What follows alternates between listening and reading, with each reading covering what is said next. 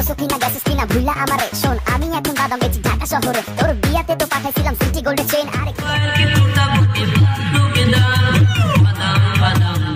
Hello বন্ধুরা, কেমন আছেন সবাই? আশা করি সকলে অনেক অনেক ভালো আছেন। সাম্প্রতিক সময় সোশ্যাল মিডিয়া এবং টিকটকে ভাইরাল হয়েছে হিরো আলমের কাঁচা বাদাম বিক্রির ভিডিও।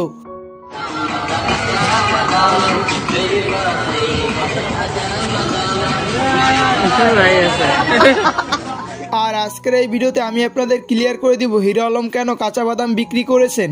আর এই জন্য এই ভিডিওটা স্কিপ না করে সম্পূর্ণ দেখার ট্রাই করবেন এবং এই ভিডিওটা ভালো লাগলে অবশ্যই একটি লাইক দিয়ে এবং এই চ্যানেলটিকে সাবস্ক্রাইব করে রাখবেন এরকম নিত্য নতুন আপডেট ভিডিওগুলো পাওয়ার জন্য।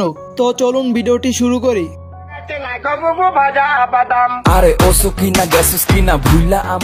আর আমরা হয়তোবা সকলেই কম বেশি জানি সোশ্যাল মিডিয়ায় কোনো গান হিট হলেই হিরো আলম সেই গানটি কভার করে আমাদের বিনোদন দেওয়ার জন্য।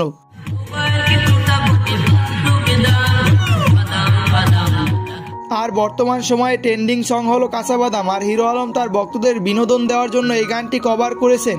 আর আমরা হয়তোবা কিছুদিনের ভিতরে এই গানটির হিন্দি ভার্সন শুনতে পাবো, কারণ এই গানটি নিয়ে হিরো আলম তার একটি ইন্টারভিউতে বলেছেন তিনি এই গানটিকে হিন্দি ভাষায় কভার করতে চান। আমার টার্গেট আছে এই গানটা আমি হিন্দিতে গাবো আর কি।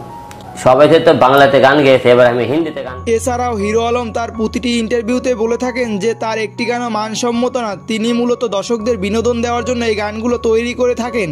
আর আমরা এই ভিডিওর শুরুতে দেখেছিলাম যে হিরো আলমকে কাঁচা বাদাম বিক্রি করতে, আর ওই ভিডিওটি হলো হিরো আলমের কাঁচা বাদাম গানটির মিউজিক ভিডিওর শুটিংয়ের একটি ভিডিও।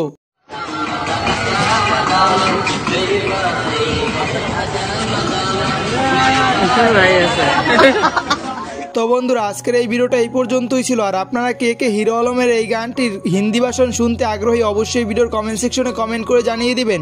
আর এরকম ভিডিওগুলো প্রতিনিয়ত পেতে চাইলে অবশ্যই চ্যানেলটিকে সাবস্ক্রাইব করে রাখতে পারেন, তাহলে পেয়ে যাবেন এরকম প্রতিনিয়ত আপডেট ভিডিওগুলোর নোটিফিকেশন। তো দেখা হবে পরবর্তী কোনো ভিডিওতে, ভালো থাকবেন, আল্লাহ হাফেজ। আরে ওসো কিনা গেছস কিনা ভুলা আমারে শোন।